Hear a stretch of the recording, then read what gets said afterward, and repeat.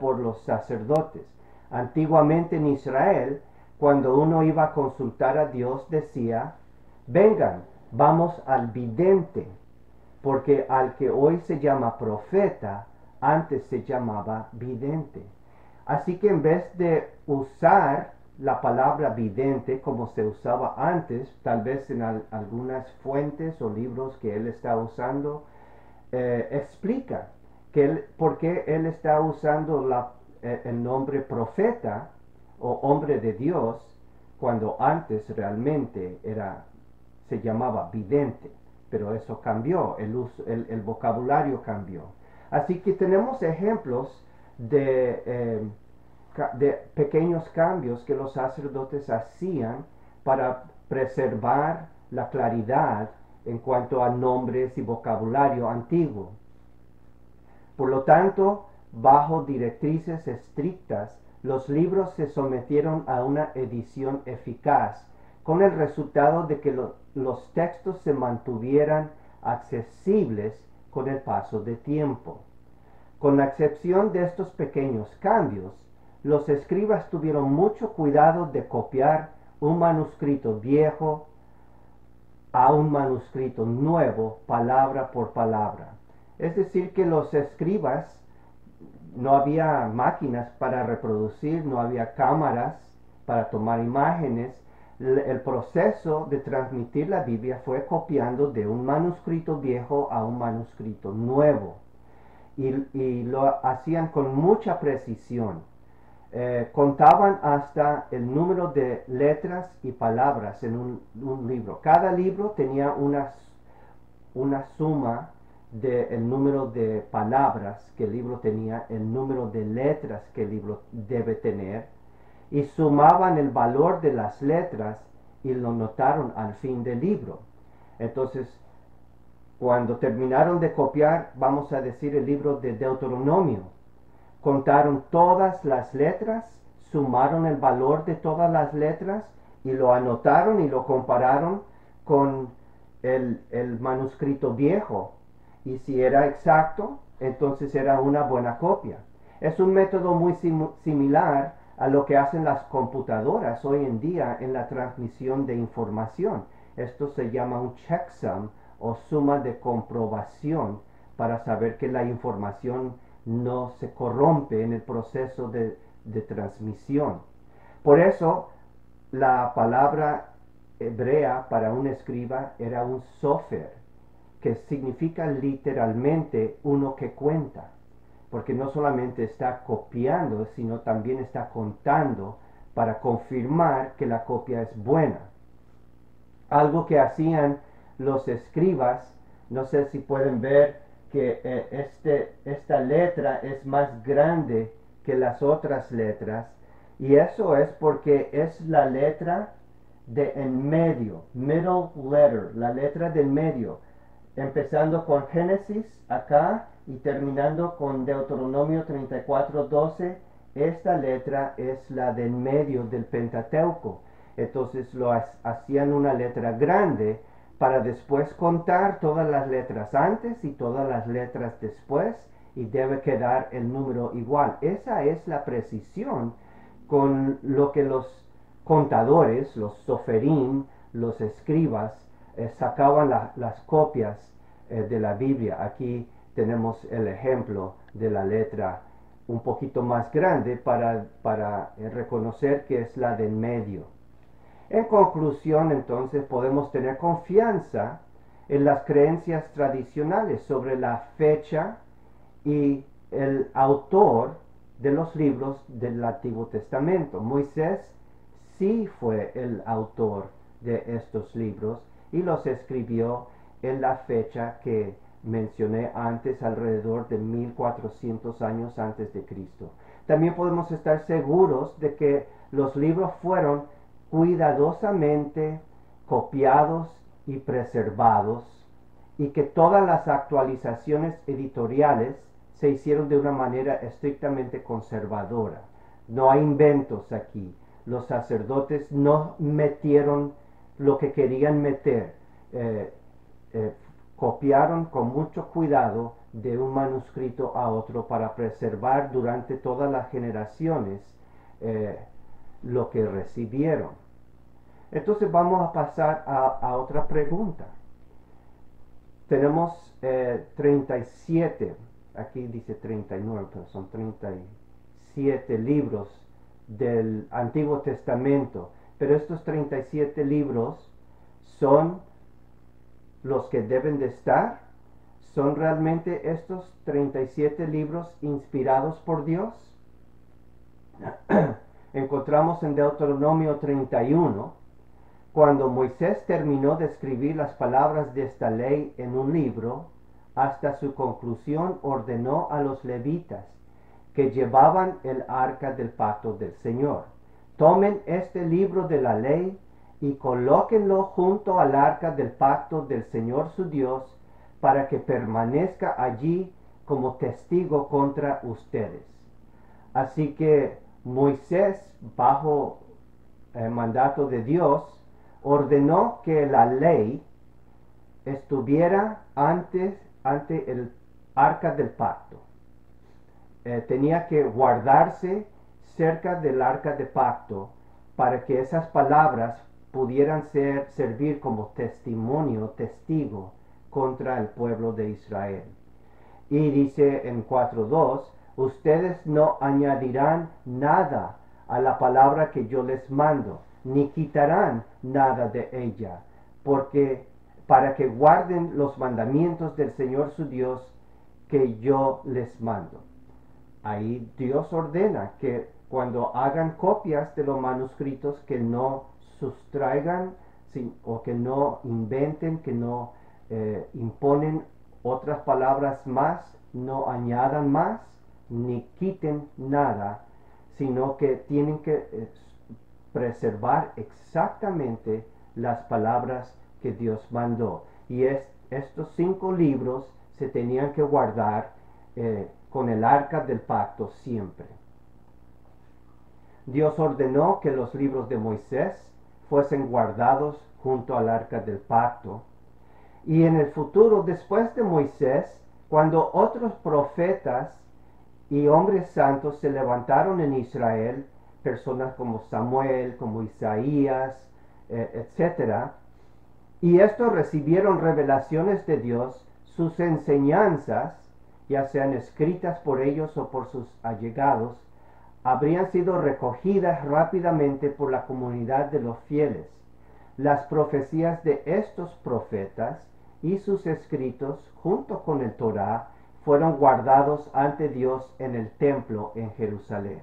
Así que siempre que había un profeta que dejó el mensaje de Dios en forma escrita, y había reconocimiento que el profeta habló de parte de Dios, el libro que contiene las revelaciones de ese profeta también se guardaba junto al Torá, con el arca del pacto en el templo en Jerusalén. Josefo es un historiador. Aquí tengo un ejemplo de su libro de Josefo, las historias que él escribió. Él cuenta lo siguiente: la mayoría de los judíos reconocía que la sucesión de profetas terminó en la época de Artajerjes, cuando los últimos profetas, tales como Ageo y Malaquías, se quedaron en silencio y no dejaron sucesores, en su libro contra Apión, el primer capítulo. Así que después de Ageo y Malaquías ya no hubo más revelación, ya no hubo más profetas.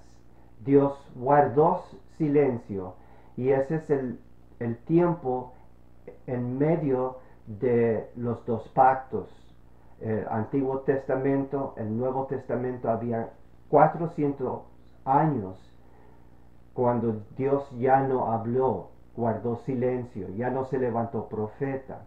Entonces el número de los libros guardados en el templo quedó en 22 o 24.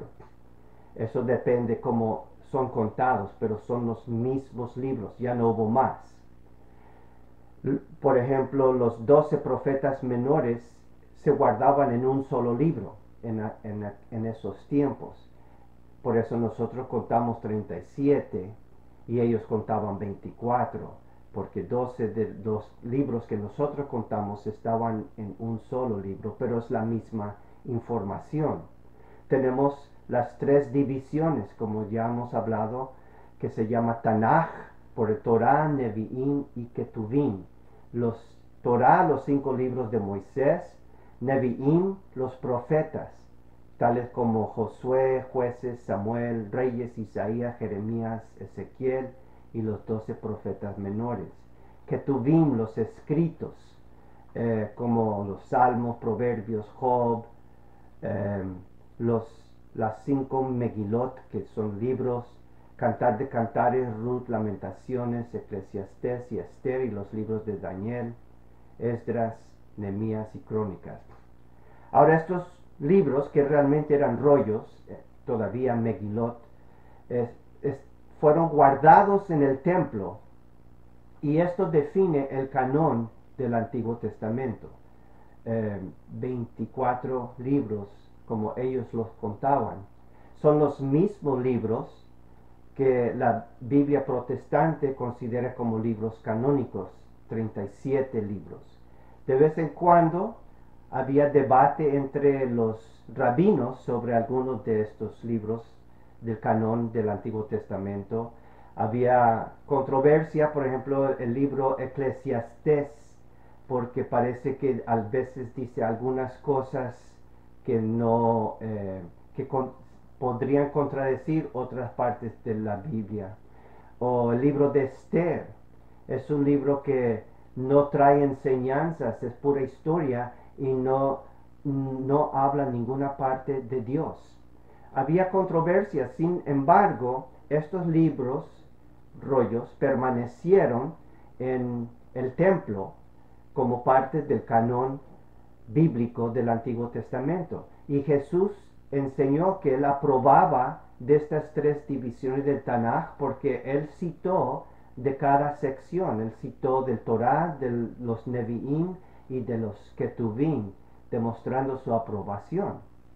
Ahora, aparte de estos 37 libros, tenemos los libros apócrifos. La palabra apócrifo significa escondido. Y originalmente estos eran libros que se leen cuando uno está escondido en privado, es decir, no en la congregación de la iglesia, porque no se consideraban, o en la sinagoga, no se consideraban parte del canon bíblico. Estos libros sí tienen valor, porque narran la historia o diferentes aspectos de la religión judía en el tiempo intertestamentario, esos 400 años entre la conclusión del Antiguo Testamento y antes del comienzo del Nuevo Testamento. Y estos libros apócrifos, que narra historia de Israel o aspectos de la religión judía, nunca fueron guardados en el templo. Es decir, que no fueron reconocidos como mensajes de Dios o profetas, mensajes proféticos. Simplemente fueron considerados parte de la literatura judía, libros interesantes, pero no eran guardados en el templo, porque los judíos no los consideraban canónicos, como libros que pertenecen a lo que se llama la Biblia. Alrededor de 200 años antes de Cristo, los judíos de Alejandría, Egipto, tradujeron los libros del Antiguo Testamento de hebreo y arameo a griego. Hicieron una nueva traducción en griego.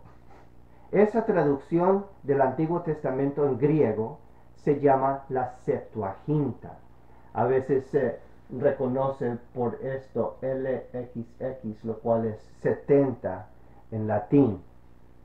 Y es porque, según la historia, fueron 70 traductores que trabajaron producir esta interpretación en griego. ¿Por qué en griego? Porque en Alejandría, Egipto, ya 200 años antes de Cristo, muy pocos judíos hablaban hebreo o arameo, pero el idioma común en ese tiempo fue griego. Y los judíos querían leer la Biblia y entender la Biblia, así que se hizo la interpretación de hebreo a griego.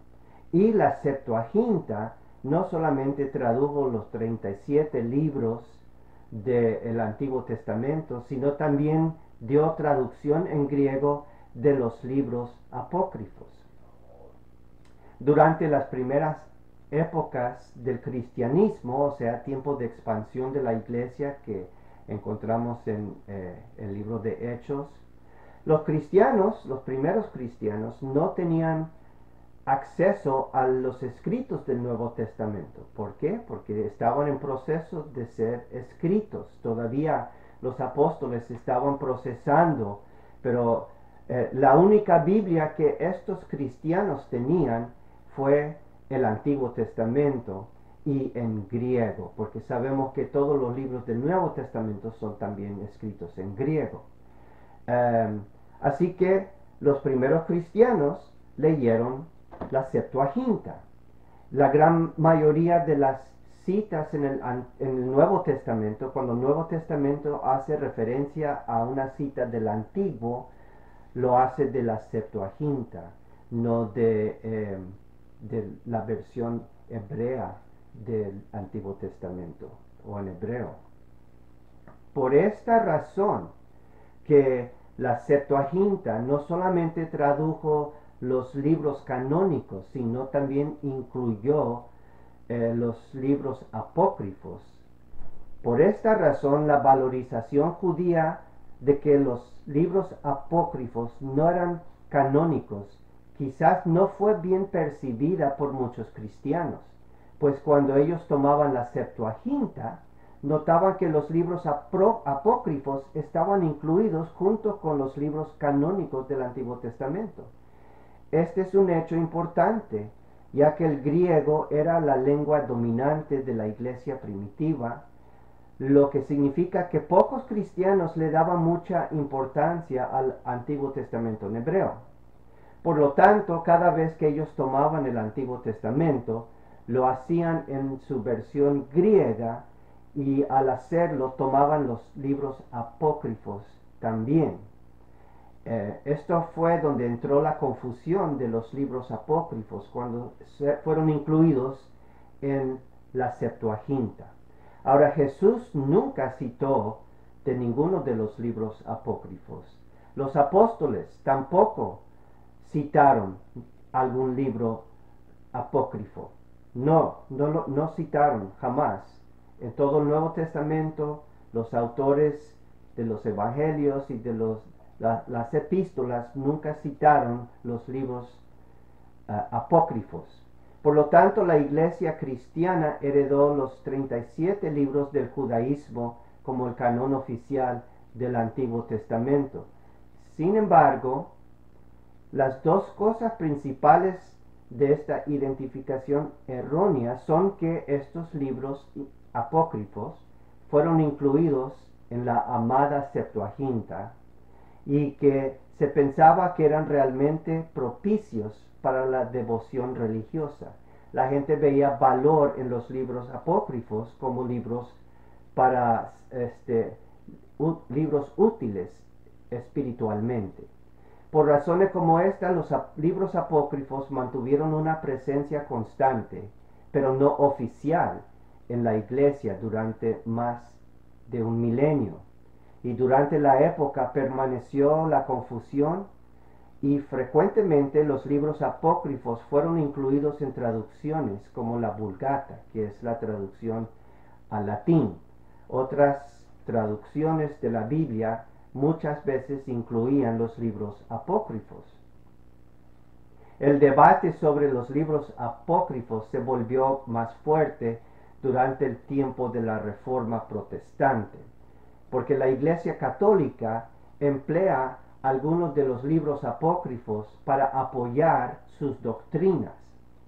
Y la Iglesia Católica titula estos libros libros deuterocanónicos. No les llaman libros apócrifos, les llaman libros deuterocanónicos. Y usan algunos de estos libros para apoyar sus doctrinas. Segunda de Macabeos 12, por ejemplo, es de un libro apócrifo. Entonces hizo una colecta entre todos sus soldados, que ascendió a 2000 dracmas de plata, y la envió a Jerusalén para proveer para un sacrificio expiatorio. Al hacerlo, actuó de una manera excelente y noble, pues tenía en mente la resurrección, pues si no hubiera esperado que los caídos resucitaran, habría sido superfluo y necio orar por los muertos. Pero si lo hizo con miras a la espléndida recompensa que espera a quienes han descansado en la piedad, fue un pensamiento santo y piadoso. Así hizo expiación por los muertos para que fueran absueltos de su pecado. Entonces, ¿cuál es el interés de la Iglesia Católica en este verso, esta parte del libro apócrifo?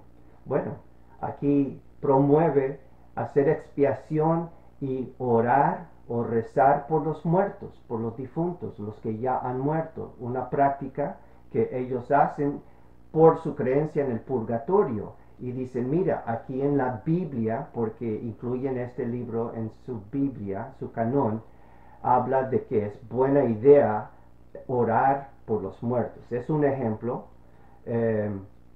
Tobit 12, otro libro apócrifo. Es mejor orar con sinceridad y agradar a Dios ayudando a los pobres que ser rico y deshonesto. Es mejor dar a los pobres que acumular oro.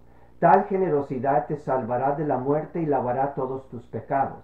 Quienes dan a los pobres vivirán en plenitud, pero quienes viven una vida de pecado y maldad son sus propios peores enemigos. Otra vez aquí miramos que hay una manera de tener tus pecados lavados por tus obras. Salvación por obras, no por la gracia. Por eso la Iglesia Católica incluye estos libros. La Iglesia Católica sostuvo en el Concilio de Trent, una reacción a la Reforma Protestante, que los libros deuterocanónicos formaran parte del canón del Antiguo Testamento. Esto fue en los años 1540, alrededor de ese tiempo, después de Cristo. Los líderes de la Reforma Protestante opinaron que sería mejor separar estos libros apócrifos de la Biblia para no causar confusión. Tener los libros apócrifos en otro libro, no en la Biblia, para no causar la confusión. En conclusión, tenemos razones sólidas para creer que los libros del Antiguo Testamento incluyen únicamente historia verdadera y que fueron escritos por los hombres designados por Dios para llevar a la humanidad los escritos inspirados por el Espíritu. Los libros del Antiguo Testamento protestantes son definitivamente los que Dios quiere que nosotros veneremos como escriturales. Los libros apócrifos son valiosos, pero deben ser consultados por su valor histórico y no para recibir instrucción en doctrina o práctica religiosa. Gracias por su atención y que Dios les bendiga en este día.